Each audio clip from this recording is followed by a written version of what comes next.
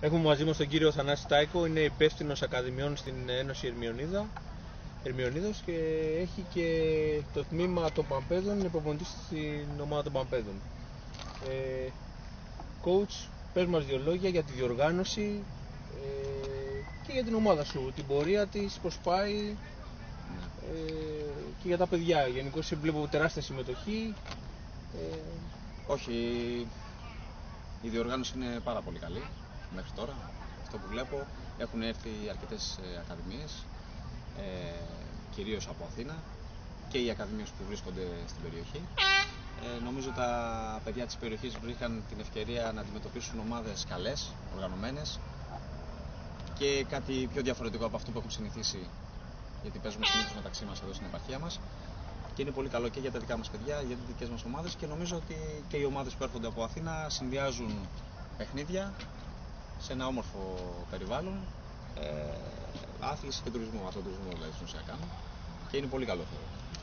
Εσύ σαν προπονητής, τι λες στα παιδιά, τι συμβουλεύεις στην καθημερινότητά τους όταν έρχονται στην προπόνηση? Πώς το ποδόσφαιρο, όσον αφορά το ποδόσφαιρο και δεν ξέρω αν τους δίνεις και κάποιες συμβουλές ζωής, έτσι?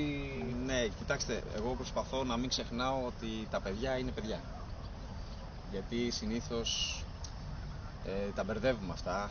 Θεωρούμε ότι τα παιδιά, επειδή είμαστε προπονητές τώρα, έχουν γίνει ήδη άντρες και είναι αντρικό ποδόσφαιρο και επαγγελματικό ποδόσφαιρο. Τα παιδιά είναι παιδιά, άρα μιλάμε για παιδικό ποδόσφαιρο. Οπότε το πρώτο πράγμα που πρέπει να περάσουμε στα παιδιά είναι η διασκέδαση. Πρέπει να έρθουν και να διασκεδάζουν.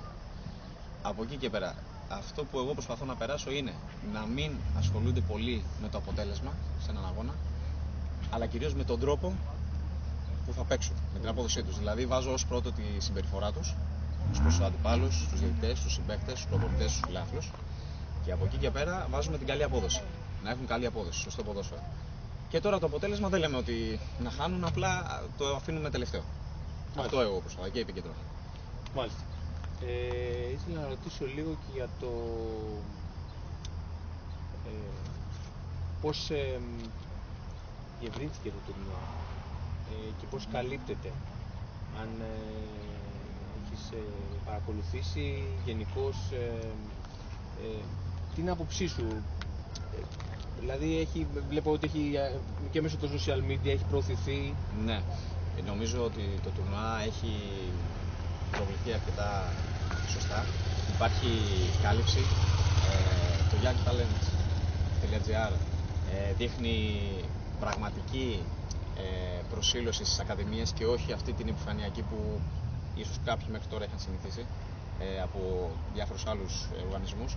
Δείχνει πραγματικά ενδιαφέρον για τα παιδιά και το βλέπω μόνο και από την παρουσία της κάμερας στα παιχνίδια, από την οργάνωση, και ότι στοχεύουν να αναδείξουν το παιδικό ποδόσφαιρο. Και αυτή είναι και η ουσία, νομίζω, και του συγκεκριμένου site, να το πω έτσι, και γενικά της διοργάνωσης του τουρνουά. Επειδή είσαι υπεύθυνος ακαδημιών, υπάρχει κάποιος παίκτης ο οποίος θεωρείς ότι τα επόμενα 2-3 χρόνια ή την επόμενη χρονιά θα τον δούμε σε επαγγελματικό ή μη επαγγελματικό επίπεδο? Μιλάμε φυσικά από την ομάδα. Την ομάδα σου? Ναι. Κοιτάξτε, στην ομάδα μου έχω την τύχη να έχω πολύ καλά ταλέντα αυτή τη στιγμή. Όντως υπάρχουν ένα-δύο παιδιά τα οποία θεωρώ ότι μπορούν τα επόμενα 3-4 χρόνια να αναδειχθούν και να φτάσουν σε μεγαλύτερους συλλόγους ή επίπεδο. Κοιτάξτε όμως, κανείς δεν μπορεί να πει με σιγουριά το πώς θα εξελιχθεί ένα παιδί. Δηλαδή, όποιος πει ότι αυτός θα παίξει σίγουρα ποδόσφαιρο σε μεγάλη ομάδα ή σε μεγάλο επίπεδο, νομίζω κάνει λάθος. Είναι δύσκολη αυτή η πρόβλεψη. Ναι. Γι' αυτό να αφήνουμε να αναπτύσσουν τα παιδιά ομαλά. Εμείς να προσπαθούμε να τους δίνουμε τα κατάλληλα εφόδια για να γίνουν σωστοί ποδοσφαιριστές και καλοί ποδοσφαιριστές και καλοί χαρακτήρες. Και νομίζω το μέλλον θα δείξει. Ωραία. Ευχαριστούμε πολύ. Να είστε καλά. Καλή επιτυχία. Yes.